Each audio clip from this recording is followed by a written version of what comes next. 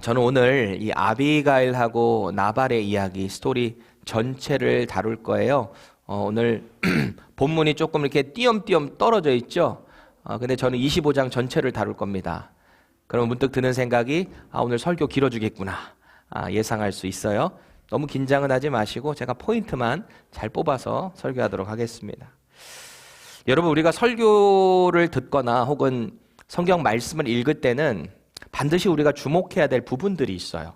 특히 본문 말씀, 특별하게 구약 성경에 대한 말씀을 읽을 때는 이 배경이 어떤 배경에서 이런 글이 쓰였는가를 우리가 조금 이해할 필요가 있어요. 그리고 성경을 읽을 때는 반드시 문맥을 주의해서 봐야 될 필요가 있습니다. 한 가지만 톡 꺼져서 얘기하면은 문맥상에 틀린 해석이 참 많아요. 제가 전에도 말씀드렸지만 욥의 친구 중에 한 명이 이런 얘기하죠. 내 시작은 미약하나 나중은 창대할 거다. 이 얘기를 요것만 톡 받아서 이거 하나님의 말씀이구나 라고 많은 창업하시는 분들의 거기다 이렇게 막 걸어놨었어요. 과연 그랬을까요? 욥을 자기의 생각으로 하나님의 그 지식을 가지고 그것을 너는 지금 교만하구나, 회개해야 된다. 내 시작은 지금 미약하지만 회개하고 하나님께로 나아갈 때 하나님이 너를 창대하게 하실 거야. 그 내용이었거든요. 그러니까 문맥상으로 봐서 물론 우리에게 좋은 유익된 말씀이고 하나님의 음성으로 들으면 유익해요. 근데 이 본문이 뭐에 쓰였는지를 우리가 이해할 필요가 있다라는 거예요. 특히 시대적인 배경에 우리가 좀 주의를 기울일 필요가 있는데 오늘 사무엘상 25장의 배경을 우리가 쭉 살펴보면 이스라엘의 1대 왕이 누구였죠? 사울이라는 왕이 1대 왕으로 다스릴 시대에 있었던 일이에요. 그런데 사울 왕 시대 때에서도 조금 이제 후반기로 접어드는 그 시기에 이 다윗이라는 사람이 군대 장관도 됐죠. 또 사울 왕의 사위도 됐어요. 그래서 온 나라가 이스라엘이 이 사울의 이 장관이기도 하고 또 사위이기도 한 이 다윗을 우러러 볼 때예요. 그래서 오죽하면 전쟁 마치고 막 돌아오는 다윗을 향해서 사울은 천천히요, 다윗은 만만히로다 하고 막 사람들이 환호를 했단 말이에요. 그러니까 상대적으로 보면 사울이 점점 줄어드는, 작아드는 모습이었죠. 그러면 사울의 입장에서 새로 뜨는 라이징 스타, 이 다윗을 칭찬해주고 와 대단해, 내 사위 대단해 막 이렇게 해야 되는데 점점 시기와 질투가 이 마음속에 들기 시작했어요. 사울이. 그 가운데 또 사탄이 역사하기 시작하니까 어떻게 해서든지 저 다윗을 내가 죽여야 되겠다. 내 사위고 뭐고 없는 거예요.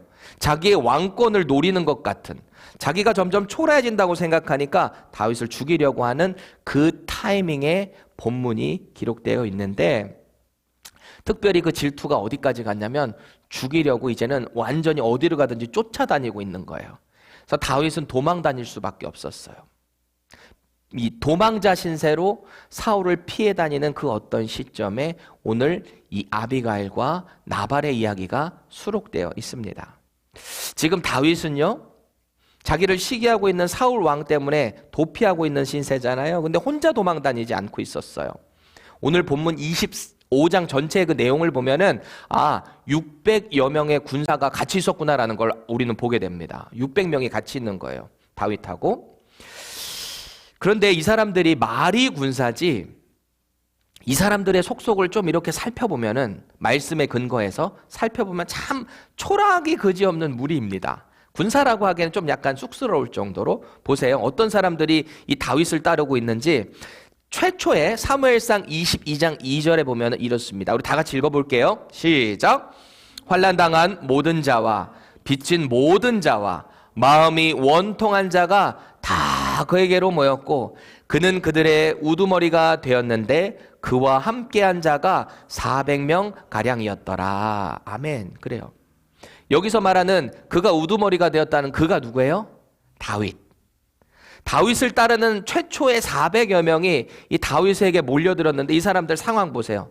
환난당한 모든 자, 뭔가 어려움을 당하고 있는 거죠. 또 빚진 모든 자, 거기다가 마음이 원통한 자. 이 사람들 하나같이 다 이렇게 뭔가 없어 보이지 않아요? 이런 사람들이 다윗에게 다 몰린 거예요. 그 훌륭한 다윗, 그 용감한 용맹한 다윗, 골리앗을 때려 죽인 그 다윗, 그 다윗이 쫓겨다니네. 우리도 참 어려운데 저분에게 가야 되겠다. 이런 사람이 400여 명이 몰려든 겁니다. 그렇게 억울하고 힘없는 사람들이 이래저래 갈 데 없어서 몰려든 사람들. 그런데 오늘 본문에 제가 몇 명이라 그랬어요? 600명이라 그랬잖아요. 근데 처음에는 400이었는데 점차 사람들이 더 붙기 시작했던 것 같아요. 그래서 600여 명의 가량이 어떻게 모였는가? 특별히 오늘 본문 13절 하반절에 보시면 이래요. 칼 찬 사람 400명, 그리고 소유물 곁에서 지키는 사람 200명, 그래서 총 600명이 지금 현재 다윗과 함께 있는 거예요. 도망자 신세로. 잘 생각해 보세요. 도망자 신세가 뭐가 그렇게 화려하겠어요? 언제 사울의 군대에 잡혀서 죽을지 모르는 그런 긴박한 상황을 매일매일 살아가고 있었을 거 아니에요? 춥고 배고프고 언제 잡힐지 모르는 그런 두려움 가운데 하루하루를 살아갔던 거예요. 그런데 다른 생각을 한번 해보면은 자기를 따르는 600명 정도의 군사가 있다고 생각해 보세요. 뭐 이스라엘 근교에 있으면 좀 위험할 수 있겠지만 조금 멀리 가서 광야 같은 데 이렇게 살면서 내 휘하에 부릴 수 있는 600명이 있다라고 하면 마치 황야의 무법자처럼 살아갈 수 있지 않을까? 그럴 수도 있잖아요. 막 떵떵거리면서 살 수도 있잖아요. 그런데 다윗은 그러지 않았어요. 다윗은 하나님을 경외하는 사람이었거든요. 그래서 하나님 앞에 어떻게 신실하게 살아가야 되겠다라고 하는 선한 양심이 그에게 있었던 것 같아요. 정직하고 의롭게 살려고 노력했던 것 같아요. 그래서 다윗이 그 당시 어떤 일을 했는가 쭉 살펴보면 오히려 힘없는 사람들, 그런 목자들 있잖아요. 그 사람들 양떼를 지켜주거나 적들로부터 보호를 해주거나 그런 일을 이 600여 명의 군사들과 함께 그렇게 살아가고 있었던 거예요. 도망자 신세로. 그러던 어느 날에 이 나발이라는 사람이 양털을 깎는다라는 소식을 들은 거예요. 당시의 문화적인 배경으로 봤을 때 양털을 깎는다라는 것은 한마디로 좀 축제라고 볼 수 있어요. 양털 깎으려면 뭐 한두 마리도 아니고 정말 수천 마리의 양털을 다 깎으려면 혼자 그거 다 깎겠어요?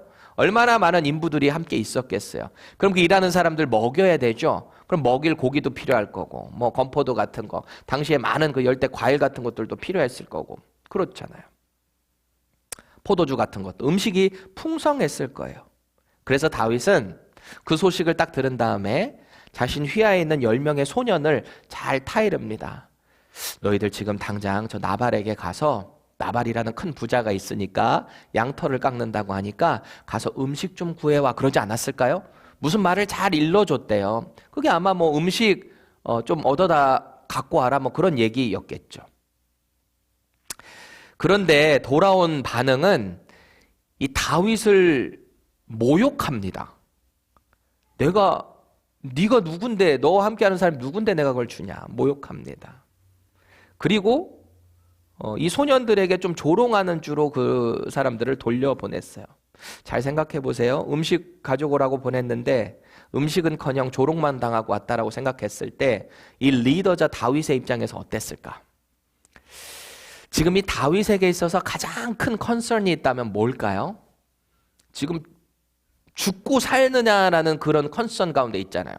그 중에 또 핵심은 먹고 마시고 자고 하는 부분들이 다 연결되어 있잖아요. 군사들의 생사가 달린 문제입니다.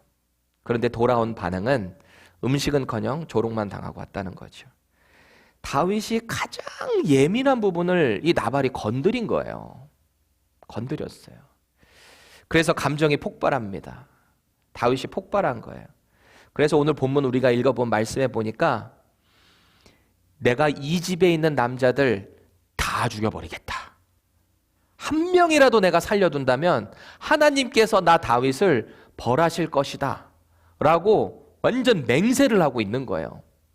뚜껑이 열리다 못해서 완전히 폭발한 거예요. 그런 상황이에요. 이 나발이라는 사람이 돈만 많지 용병 얼마나 그렇게 구비하고 있었겠어요. 지금 다윗은 600명의 군사와 함께 있는데, 그래서 600명 중에 다윗이 그러는 거예요. 200명 너희들은 여기서 지키고 있어. 400명 나 따라, 다 칼차 따라와. 이런 상황이에요 오늘. 바로 그 절체절명의 때에 이 심각성을 파악한 사람이 있으니 바로 이 나발의 아내 아비가일입니다. 아비가일이 이 사태의 심각성을 파악했어요. 지금 그녀에게 가장 시급한 건 자신의 집의 남자들을 다 죽이러 오는 그 다윗의 마음을 빨리 안정시키는 거였어요. 그 분노를 가라앉히는 거였단 말이죠. 그래서 그 소식을 딱 듣자마자 이 아비가일이 종들을 시켜가지고 빨리빨리 음식 준비하라고 바리바리 음식을 다 쌉니다. 그리고 기다리고 있는 게 아니라 바리바리 싸서 종들 빨리 먼저 보내고 본인도 막 따라가는 거예요. 누구 만나러요? 칼 차고 자기네 집에 남자들 죽이러 오는 그 다윗의 군사들을 맞이하러 나가는 거예요, 이 아비게일이. 대단하지 않아요? 용기가 대단하지 않아요? 죽을 수도 있잖아요. 당신 누구야? 저는 나발의 아내 아비가일입니다. 죽여! 이럴 수도 있잖아요.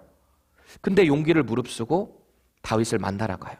그리고 기가 막히게 좋은 말, 어떤 말을 했는지 그 말로 다윗의 그 분노를 싹 가라앉힙니다. 그런데 이야기는 여기서 끝나지 않아요.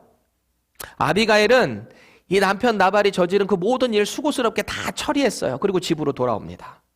얼마나 긴장됐겠어요. 여러분들 막 긴장된 일 빡 처리하고 나면 힘이 쭉 빠지는 적 있죠. 그리고 집으로 돌아왔어요. 아유, 남편한테 뭐라고 얘기해야 되나. 집에 딱 왔더니 남편은 막 잔치상 벌이고 막 술에 취해가지고요, 혼자 좋아가지고 막 덩실덩실 그러는 거를 보게 되는 거예요. 기가 막혀요. 폭풍 잔소리를 쏟아 부어야 될 텐데 딱 상황을 보니까 참 불쌍한 거죠. 남편이 저렇게 좋아하고 있는데 일단 두자. 그러고 다음 날에 어제 무슨 일이 있었는지 차근차근 남편에게 설명을 합니다. 여보, 다윗의 군대가 당신 죽이려고 어제 오고 있었어.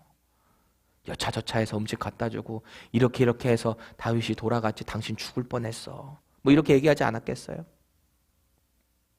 자기를 죽이러 왔다는 말에 이 나발이 상당히 충격을 받았던 것 같아요.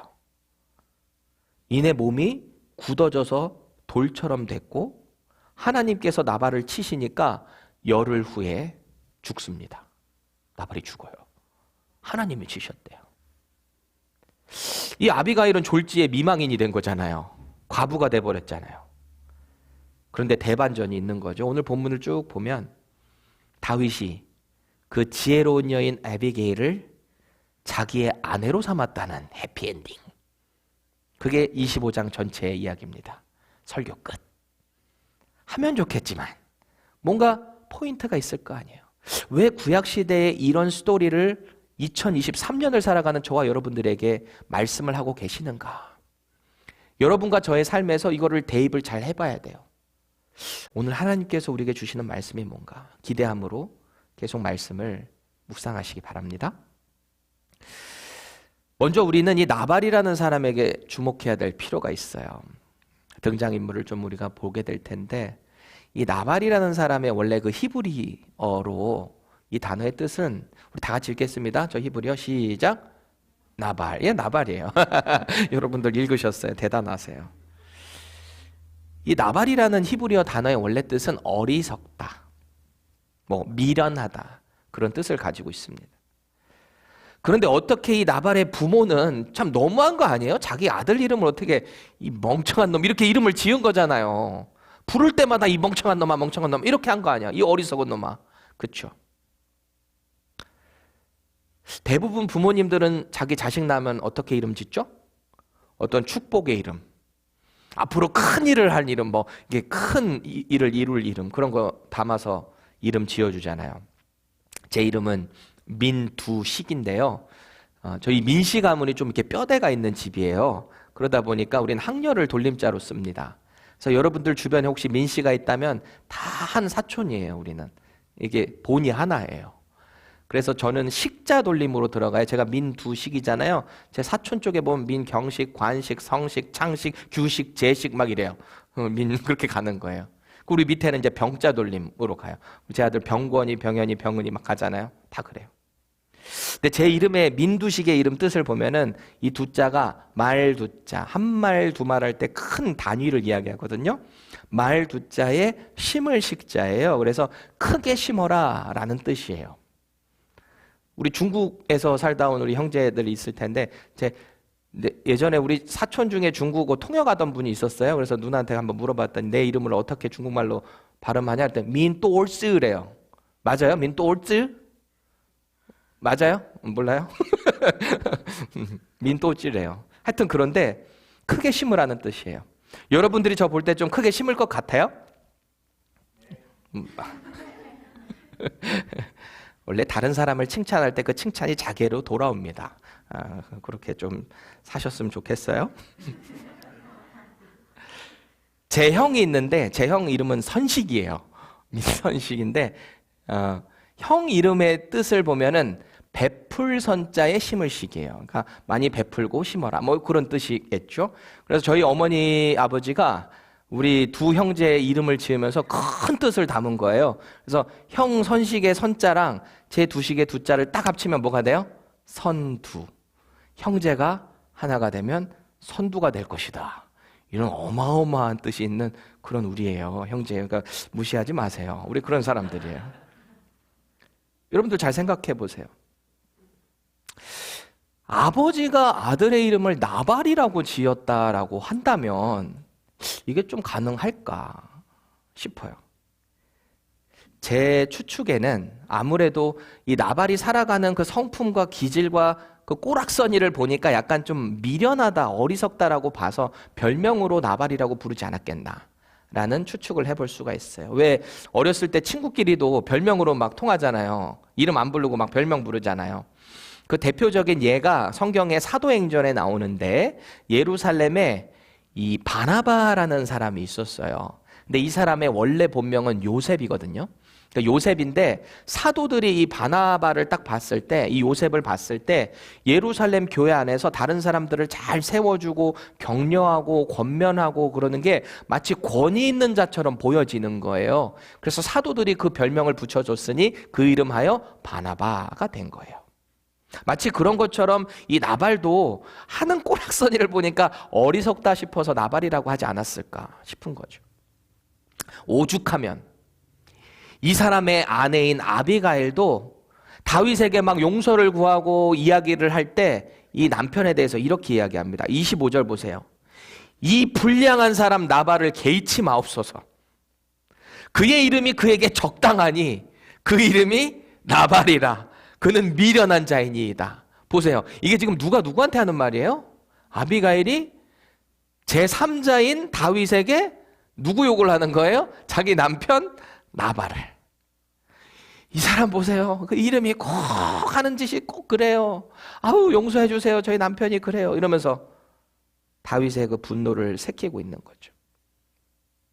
함께 살고 있는 그 부인까지도 남편을 어리석은 사람이다.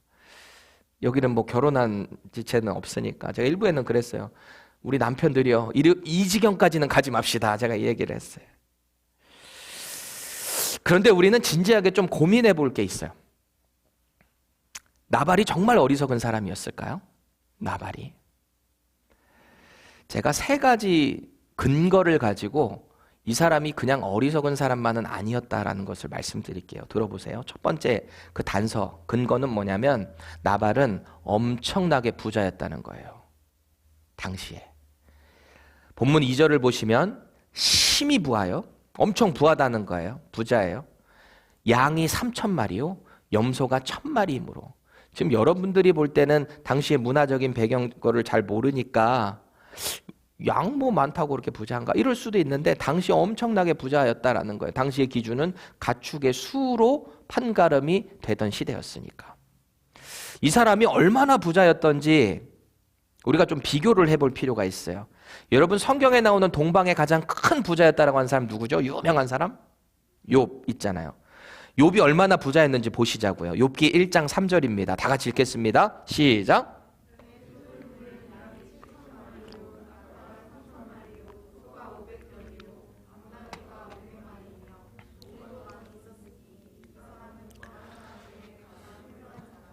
가장 훌륭한 자라라는 말이 가장 부자였다는 뜻이에요. 이 많은 소유물들을 먼저 언급하고 가장 큰 자다, 부자였다는 거죠. 그러니까 당시의 욥은 지금의 뭐 이스라엘은 물론이고 이라크, 뭐 요르단, 뭐 사우디아라비아, 뭐 이런 모든 그 동방의 나라들 다 합쳐서 제일 부자였다. 최고 갑부였다는 거예요. 그러니까 지금식으로 우리가 현대식으로 좀 비교를 해보자면 욥은 테슬라의 일론 머스크 정도 된다고 한다면 이 나발은 이 삼성의 이재용 회장 정도 된다라고 보면 딱 맞아. 둘 다 거부긴 해요. 굳이 비교를 하자면 그렇게 말할 수 있는 거예요. 그런데 여러분, 부자는 솔직히 아무나 되는 거 아니죠. 여러분, 그렇게 몸부림치지만 부자 되는 거 쉽지 않죠. 그렇잖아요. 예나 지금이나 어떤 사람이 부자라고 하면 그 사람의 어떤 사업적인 능력은 인정해 줘야 되는 거예요. 아무나 부자 될 수 있는 게 아니에요. 두 번째 단서, 나발이 그저 어리석지만 않았다. 두 번째 단서 뭐냐면, 나발은요, 이 사람들을 부릴 줄 아는 지혜가 있었어요. 여러분, 그 많은 가축을 돌보려면 얼마나 많은 사람들을 밑에 두고 일했겠어요? 그렇죠? 여러분, 혹시 사람 관리해 본 분들 계세요? 사람이랑 같이 리더로 뭔가 일할 때 이 사람들 말 안 들을 때 많죠. 그 사람들이 관리한다는 게 쉬운 게 아니에요. 보통 지혜가 필요한 게 아닙니다. 스스로도 그 사람들에게 책 잡히지 않으려고 이 나발이 얼마나 부지런히 뛰었을까요? 그렇죠? 또 그 관리하는 사람들이 중간에서 혹시 가로채지 않을까? 그거 이렇게 주의 깊게 보려고 얼마나 노력을 했겠어요. 이런 사람을 어떻게 어리석다라고만 하겠어요.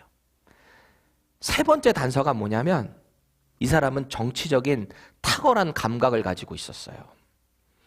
이건 다윗이 보낸 그 10명의 소년들에게 이 사람이 뭐라고 말하는지를 우리가 보면은 그것을 캐치할 수 있어요. 10절 보세요. 뭐라고 이야기하냐면, 이렇게 뭐 음식 가지러 왔잖아요. 부탁하러 왔을 거 아니에요. 뭐라고 이야기하냐면, 다윗은 누구며 이세 아들은 누구냐, 그래요. 진짜 몰라서 그랬을까요? 뭔가 비비 꼬는 듯한 뉘앙스가 느껴지지 않으세요?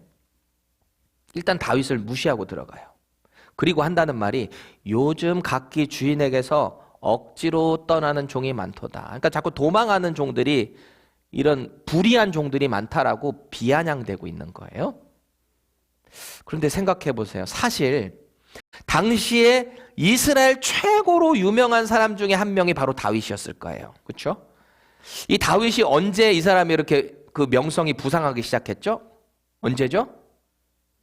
골리앗과 싸웠을 때.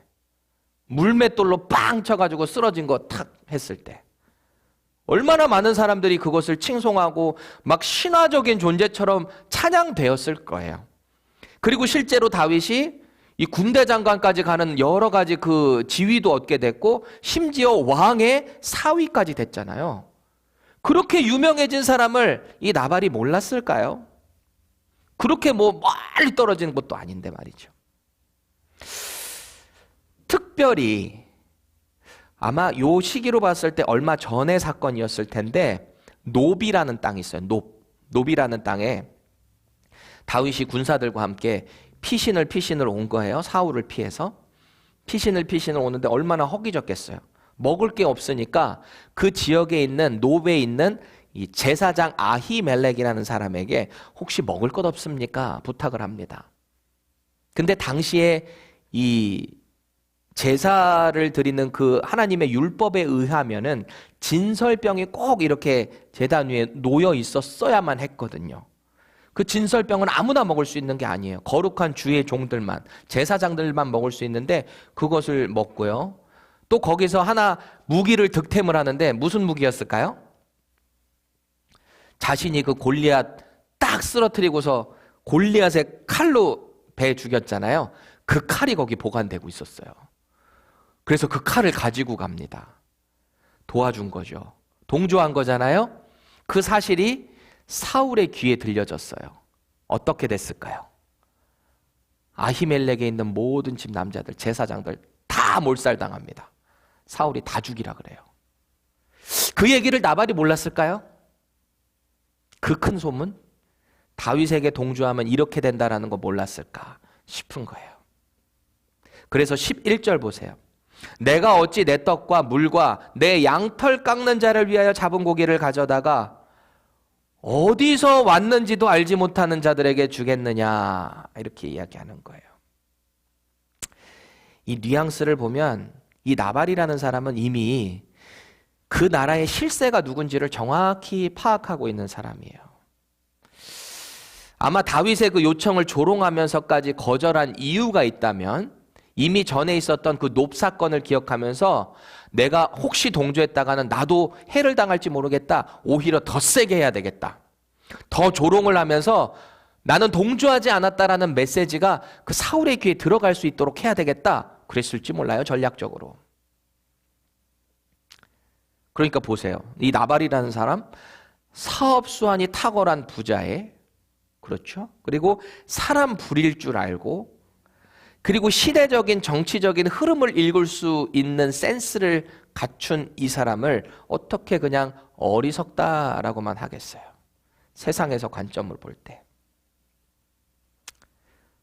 그럼에도 불구하고 성경은 이 사람을 가리켜서 어리석은 자 나발이라고 이야기하고 있습니다. 왜일까요? 왜일까요? 세상의 눈으로 볼 땐 참 지혜로운 사람인데 왜 나발이라고 성경은 말할까요? 나발은 지금 당장의 눈앞에 보이는 사울의 왕국만 바라보고 있는 거예요. 이제 곧 다가올 더 강력하고 더 영광스러운 다윗의 왕국은 바라보지 못하고 있습니다. 그래서 그 상황만 지켜보면서 잘난 척하는 거예요, 사실. 나 이렇게 부자인데 내가 뭐 굳이 도와줄 필요가 있나? 나는 사울의 편이야. 이렇게 생각했을지 모르겠어요. 그래서 성경은 그를 가리켜서 어리석은 자다라고 말하는 것입니다. 지금 이 세상 사람들도 그렇지 않아요? 세상적으로 성공했다고 떵떵거리면서 교회 뭐하러 나가? 바빠 죽겠는데, 피곤한데. 교회 가면 떡이 나오냐 밥이 나오냐. 옛날에 어르신들은 막 그랬어요. 근데 사실 그거 모르는 거지. 교회 가면 떡 주고 밥도 다 주는데, 그렇죠? 뭐 가봤어야 알지. 모르는 것 같아요. 놀라운 사실은요, 시편 14편 1절에 보면 이 나발이 나와요. 시편에. 다 같이 읽겠습니다. 시작.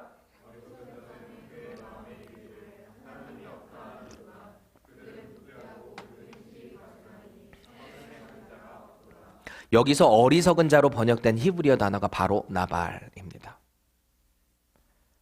본문 가운데 보면 하나님을 믿지 않는 사람 나발. 하나님께서 허락하신 그 영생의 길을 의도적으로 거부하는 사람 나발입니다. 제 아무리 세상의 모든 것 다 갖췄다고 해도요, 그 하나님을 거부하고 하나님을 인정하지 않고 살아가는 사람들을 가리켜서 바로 어리석은 사람 나발이라고 하는 것입니다.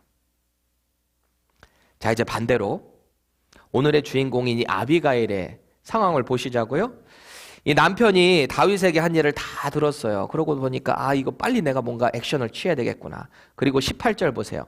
떡과 포도주와 양고기, 볶은 곡식, 건포도, 그리고 무화과 열매 바리바리, 최고의 바로 이제 허기진 거 달래줄 수 있는 최상의 음식들을 다 준비를 해서 바리바리 싸서 앞서 소년들과 함께 보내고 뒤에 따라가는 거예요.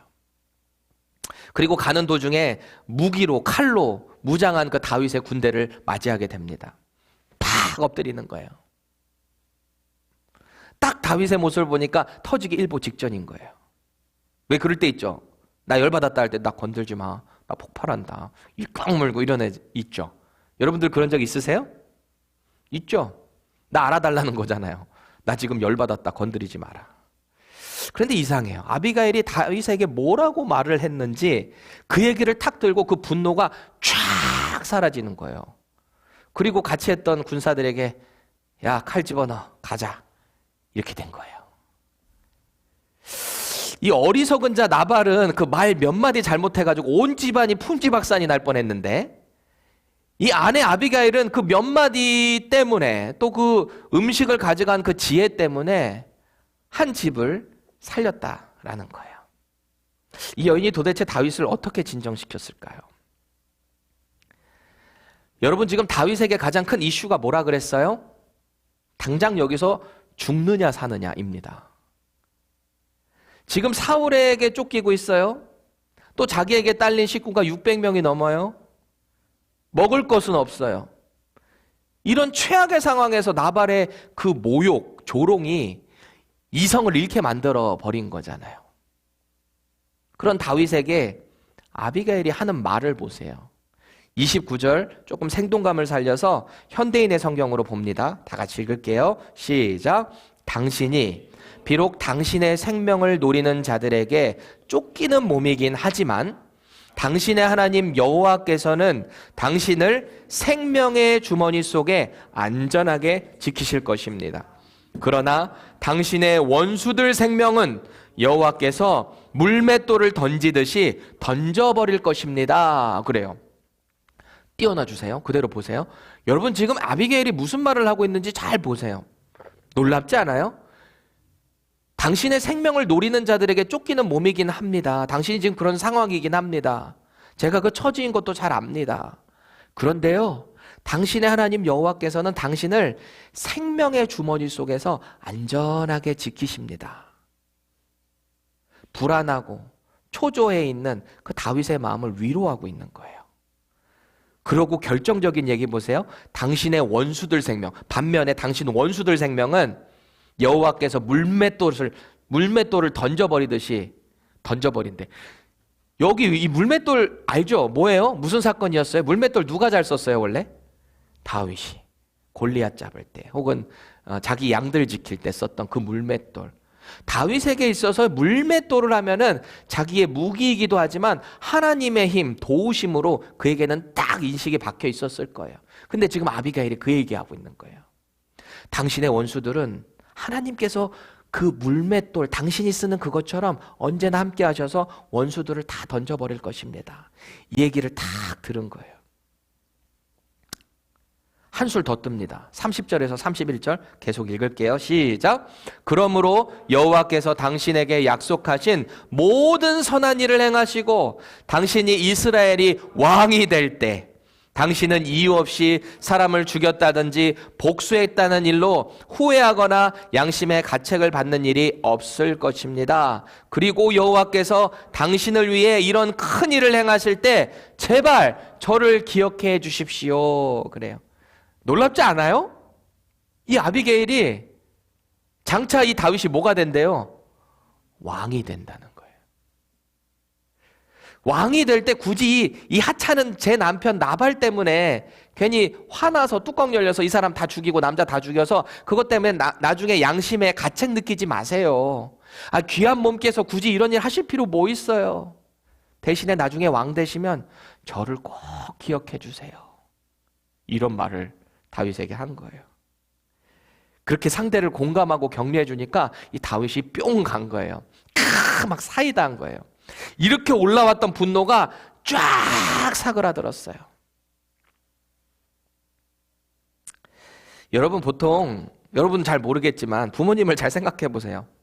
부부싸움을 하거나 혹은 교회 안에서 어떤 사람과 다툼이 막 일어날 때 보면 혹은 여러분들 학교에서나 여러분 공동체 가운데 싸움이 일어날 수 있죠. 그 싸움이 왜 일어나는지 좀 곰곰이 생각해 보세요. 원인이 뭔가 잘 생각해 보면 그 안에 공감의 부재라는 게 들어있어요. 내 말로 자꾸 저 사람을 설득하려고 하지만 나는 저 사람을 공감하지 않는 게 깔려 있을 때 둘은 계속 수평선을 가게 되는 거예요. 예를 들어 이런 거죠. 어느 날 아들이 학교에서 시험을 봤는데 100점을 맞은 거예요. 그래서 아빠 나 100점 맞았어 이러고 딱 집에 갖고 와서 자랑을 해요. 아빠가 이렇게 EPL 보고 있으면서 딱 누워가지고 야 쉬웠냐 오늘? 어떻게 100점을 맞았냐? 너 친구들도 다 100점 맞았지? 이러는 거예요. 이 아들이 아빠 공감을 전혀 안 해. 어느 날 시어머니가 집에서 뭐 이렇게 부부가 있는데 나이가 지긋한 부부가 있는데 시어머니가 갑자기 예고도 않고 찾아와서 집에 있는 고추장을 퍼갔다고 생각해 보세요. 그래서 이 아내가 엄청 화가 난 그래서 남편한테 막 따집니다. 여보. 당신 어머니가 말도 안 하고 고추장을 막 퍼갔어. 이거 어떡해? 나 너무 승질나 막 이랬어요. 남편이 한다는 소리. 이 사람이 권사라는 사람이 그런 것도 이해 못하고 째째하게. 그거 다 가져가면 우리 집으로 다시 다 돌아와. 어떻게 될 것 같아요? 여러분 부모님 생각해 보세요. 어떻게 될 것 같아요? 뭐 그러지 않으시겠지만 말 안 해도 뭐가 문제인지 아시죠? 공감의 부재. 아유 그랬구나. 아유 속상했겠네. 뭐 이것도 표현을 잘해야지 약 올린다고 더 혼날 수도 있어요. 공감을 잘해줘야 돼. 오늘 본문은 3절 말씀 보시면은 아비가일이 어떤 사람이었나라고 성경은 그를 평가하고 있습니다. 보세요. 이 아비가일은 총명하고 그 용모가 아름다운 여인이래요. 여기 참 아름다운 여인들이 많다라고 저는 믿습니다. 아멘을 하셔야 돼요. 그래야지 여러분들 아름다운 사람 돼요. 총명하다라고 하는 것은요, 안에 있는 내적인 용모가 아름답다를 뜻해요. 내적인 것, 지혜, 뭐 이런 것을 뜻해요. 그리고 용모가 아름답다는 당연히 이제 겉으로 보이는 외모. 그러니까 아비가일은 외모도 이쁘고 속도 꽉 찬 지혜로운 여인이었다는 거죠. 우리 형제들 이런 여인 만나고 싶죠? 오, 만나기들 싫으신가 봐요. 근데 여러분들 꼭 제가 이 말씀은 드리고 싶은 게 너무 내 주관적으로만 자꾸 배우자 찾으려고 하지 마세요. 나의 상태도 잘 이렇게 평가를 하면서 자꾸 상대를 찾아야지, 나는 준비가 안 됐는데 자꾸 이런 아비가일 같은 여자만 찾으면은 쉽지 않아요. 나도 준비가 돼야지. 그래야 되는 거예요. 여기서 총명이라는 히브리어 단어를 보니까요, 토바라고 하는 단어예요. 토바. 이 토바라고 한 단어는요, 이런 거예요. 다른 사람들은 쉽게 어떤 그 뜻을 잘 받아들이지 못하는데 하나님의 뜻을 분별할 줄 아는 사람, 그 사람을 토바, 총명하다라고 하는 거예요. 한마디로 슬기로운 거죠. 그렇죠? 오늘 아비가일은 다윗이 이스라엘이 왕이 될 것을 이미 알고 있는 게 얼마나 놀라운 사실이고, 누가 알고 있었겠어요. 거기서 다윗이 왕이 될 거라는 거. 지금 쫓기는 신세 600명이랑 정말 거렁뱅이처럼 살아갈 수도 있는, 그렇게 평가될 수도 있는 이 사람이 왕이 될 거라는 이야기를 하고 있잖아요. 사울의 왕권이 이제 끝나고 이제 곧 다윗의 시대가 올 것을 알고 있었던 거예요. 여러분, 저와 여러분들은 자신에게 정말 물어야 합니다. 나는 나발처럼 사울의 왕국을 바라보고 사는 사람인가? 아니면 아비가일처럼 하나님께서 세우실 다윗의 왕국을 보면서 살아가고 있는가? 자기 자신을 한번 생각해 보세요. 제가 예전에 섬기던 교회 성도님 중에 이 로켓 있잖아요. 로켓 맨 앞에 부분을 설계하는 과학자가 있었어요. 그러니까 당연히 미국 회사에서 하이어 돼가지고 얼마나 많은 연봉을 받으셨는지 부자예요. 그리고 65세에 딱 은퇴해가지고 달라스에서 한 1시간가량 떨어진 곳에다가 좋은 집을 사고 골프 클럽도 좋은 데 있는데 거기다 집을 딱 사신 거예요. 그렇게 하는 분이 계셨어요. 근데 이분은 교회를 안 다니세요. 이 와이프가 교회를 다니셨거든요. 연세가 지긋한 분이셨는데 어느 날 이 부인이 그때 당시 담임 목사님에게 신방 요청을 하신 거예요. 그래서 오전 10시에 신방을 갔다라고 합니다. 목사님 말씀에 의하면 가보니까 정말 럭셔리한 골프장이 딱 있고 그 옆에 집이 있대요. 정말 호화로운 집. 딱 들어가니까 집에서 반갑게 맞아주신답니다. 자리에 앉아서 목사님이 질문해요. 아유, 선생님, 부인께서는 교회도 잘 나오시는데 선생님도 이제 은퇴하고 하셨으니까 교회 슬슬 나오시죠. 그랬대요. 그랬더니 화를 버럭 내시면서 그 말도 안 되는 소리 하지 마세요. 내가 성경을 몇 번을 읽어봤는데 무슨 처녀가 아이를 낳아요. 그리고는 말할 틈도 없이 2시간 동안 내내 계속해서 성경에 대해서 혹은 교회에 대해서 그렇게 비판을 하시더래요. 머리가 좋은 분이어서 그랬는지 성경을 또 여러 번 읽었다고 그래서 그랬는지 온갖 성경에 대한 이야기를 갖고 와가지고 비판만 막 쏟아놓는 거예요. 그 목사님도 보통 분은 아니셨거든요. 말씀 많이 하시고 하는 분이었는데 그냥 들을 수밖에 없었대요. 그렇게 2시간 내리 듣다가 12시 돼서 저희 이만 일어나 보겠습니다. 그랬대요.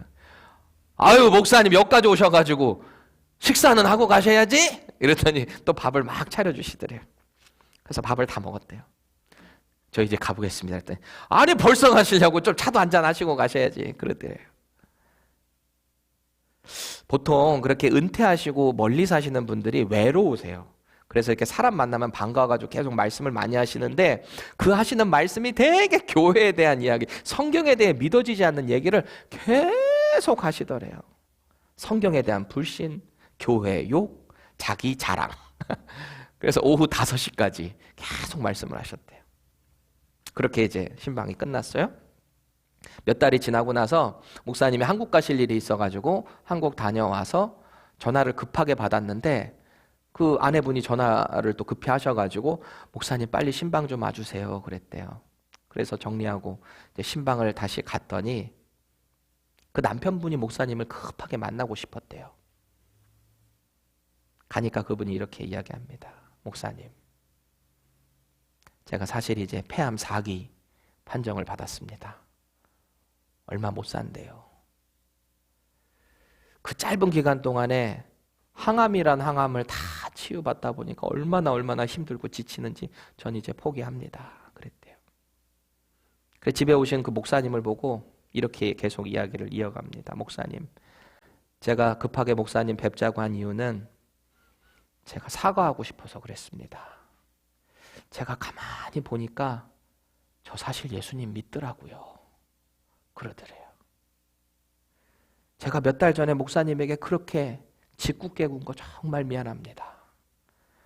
목사님 힘들었을 텐데 정말 죄송합니다. 계속 고집 부리다가 이제야 영접합니다. 그랬대요. 그리고 계속 말씀을 이어가시는데 목사님, 제가 이제 얼마 있으면 죽게 될 텐데 제 장례식에는 이런 찬양을 해주시고 어떻게 이렇게 진행해 주시고, 이분이 원래 설계를 했던 분이잖아요. 그 장례식까지 다 설계를 그렇게 하시더래요. 하여튼 목사님, 제가 모든 것을 다 회개합니다. 그랬대요. 그래서 목사님이 기도 제목 있으세요? 그렇게 여쭸어요. 그러니까 그분이 3가지 소원을 말씀하시더래요. 첫 번째 소원이 뭐냐면은 그동안 항암하면서는 뭐 아무것도 못 먹잖아요. 다른 거. 항암하면서 그동안 못 먹은 그 밥에다가 고추장 넣어가지고 나물 해가지고 팍팍 비벼가지고 그거 먹고 싶다는 거예요. 그게 내 소원이라는 거예요. 또 2번째 소원은 제가 죽기 전에 제 발로 교회 한번 꼭 가고 싶습니다. 그랬대요. 그리고 3번째는 성경에 의하면 저는 분명히 천국 갈 것을 저는 믿습니다. 그런데 제가 이 땅에 살면서 꼭 하나님 나라에 가서 받을 상급을 좀 쌓고 싶습니다. 그랬대요. 하나님 나라 상급. 기도 제목을 다 들으시고 그분의 손을 꼭 붙잡고 기도해 주셨어요. 그리고 정말 3주 뒤에 이분이 교회를 나오셨어요. 그리고 앞자리에 앉으셔서 말씀도 열심히 들으시고 밥도 잘 드시고 그러셨대요. 그렇게 1달 정도 살아가시다가 결국 하나님 품에 안기셨어요. 첫 번째, 2번째 소원은 사실 이루어졌어요. 그렇죠? 밥 잘 먹고 그리고 교회 나가는 거 이루어졌잖아요. 근데 3번째는 사실은 좀 불명확하죠. 그동안 평생을 나발로 살았으니 아비가일처럼 살면서 하나님 나라 상급을 쌓을 기회가 얼마나 있었겠어요. 장례를 다 치르고 나고 얼마 뒤에 그 부인이 봉투를 들고 목사님을 찾아오셨대요. 그러면서 남편이 살아있을 때 했던 말을 전합니다. 목사님, 저희 남편이 이러던데요. 그동안 하나님 나라 위해서 상급도 많이 못 쌓았는데 이 돈으로 하나님 일 위해서 좀 써줘. 이거 목사님에 좀 전달 좀 해줘. 그랬대요. 여러분, 저는 지금 여러분 헌금 많이 내라고 하는 얘기가 아니에요. 이 세상만 바라보고 살던 분이 비록 그 짧은 시간이었지만 삶의 무게중심이 이 땅이 아닌 하늘로 바뀐 거예요. 이 땅의 것들이 다 소용이 없구나. 소용이 없가가 아니라 더 중요한 게 뭔지를 발견한 거죠. 여러분, 우리는 이 땅에서 최선을 다해서 돈 버세요. 최선을 다해서 공부하세요. 왜요? 하나님 영광을 위해서 그렇게 하세요. 그런데 이것보다 더 중요한 것이 뭔지를 우리는 정확히 알아야 돼요. 왜요? 우리는 하나님의 나라가 있다는 것을 알고 그 하나님의 나라가 우리의 삶에서 이미 예수 그리스도를 영접한 이 순간에 이 땅에서도 이루어지고 있다는 것을 믿는 사람들이잖아요. 그러면 이 땅의 것에 전전긍긍하면서 끌려다니면서 살아갈 수 없잖아요. 저와 여러분은 자신에게 솔직하게 물어봐야 돼요. 나는 지금 아비가일인가? 나는 나발인가? 지금 여러분 삶의 무게중심은 이 땅에 있습니까? 아니면 하늘나라에 있습니까? 저 천국에 있습니까? 대답해 보세요, 속으로. 자신에게. 하나님 앞에서 정직하게 대답해 보세요. 그리고 이제 자신만 알고 있는 그 솔직한 대답에 믿음의 결단을 내리셔야 합니다. 이 순간은 다시 오지 않아요. 오늘 저와 여러분들에게 주님이 주시는 그 음성이 있을 수 있어요. 각자 달라요. 결단을 내려야 돼요. 겉으로는 신실한 척, 괜찮은 사람인 척 살아가지만 사실 우리가 하나님 앞에 선다면 선한 사람이 누가 있겠어요? 의로운 사람이 누가 있겠어요? 세상에 아무도 없어요. 저 포함해서 아무도 없어요. 그 위대한 사도 바울조차도 내가 죄인 중에 괴수라고 고백하는 그 고백 보세요. 날마다 나의 사망의 몸이 나에게 달라붙어서 나는 공고한 자로 만들 수밖에 없는 그 인생. 하지만 그 인생 가운데 예수님이 찾아오셔서 우리 안에 주님께서 주인이 되어 주실 때 하나님께서 그 우리 안에 계신 예수님을 보면서 우리를 의롭다라고 칭해 주시는 거 아니에요? 여러분, 우리가 정말 하나님의 사람으로 이 땅의 것 바라보지 않고 하나님 나라를 바라보며 살려면 이 믿음이 필요하잖아요. 정말 지치지 않는 믿음. 나의 상황과 형편과 상관없이 나를 굳게 붙잡아 줄 수 있는 그 믿음이 필요하잖아요. 제가 예전에 한국의 어떤 유명한 목사님이 한 설교를 들었던 기억이 있는데 그분이 이런 말씀을 하시더라고요. 우리 안에 이 믿음을 붙잡아 줄 수 있는 힘이 필요합니다. 그런데 이 힘은 우리 안에서는 생겨날 수가 없습니다. 우리 안에 없다면 밖에서부터 이 힘이 들어와야 될 것 아닙니까? 그 힘은 하나님이 주셔야 하는 겁니다. 여러분, 날마다 우리가 매일 15분씩만 예수님의 십자가를 묵상하십시다. 그러시더라고요. 그러면 그 힘을 하나님께서 우리에게 부어주실 것입니다. 그러는 거예요. 우리는 그렇게 될 때 여전히 죄 많은 이 세상을 살아가지만 여전히 우리는 죄 많은 존재로 날마다 실수하고 넘어질 수 있지만 그 예수 그리스도의 십자가를 바라볼 때 우리는 날마다 일어설 수 있게 되는 것입니다. 그렇게 하나님을 기대하고 간구하실 때 저와 여러분은 아비가일의 삶을 살아가게 될 것입니다.